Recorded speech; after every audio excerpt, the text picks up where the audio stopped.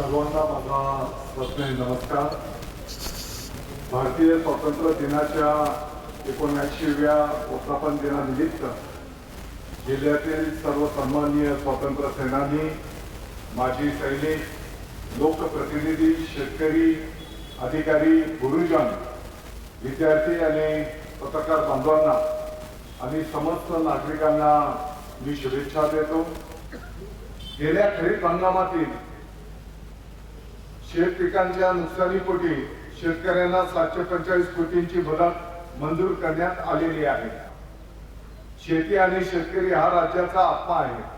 नैसर्गिक अनिष्टांमुळे हतबल झालेल्या शेतकऱ्यांना नवसंजीवनी देण्यासाठी राज्य शासनाने पुण्यश्लोक अहिल्यादेवी होळकर शेतकरी कर्जमुक्ती योजना 2026 राबविण्यात येत आहे.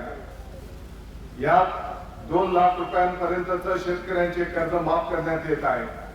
यामध्ये आपल्या जिल्ह्यातील 1,24,142 शेतकऱ्यांची पोर्टलवर नोंदणी करण्यात आलेली आहे. यापैकी 76,976 शेतकरी कर्जमुक्तीच्या लाभासाठी पात्र ठरले आहेत.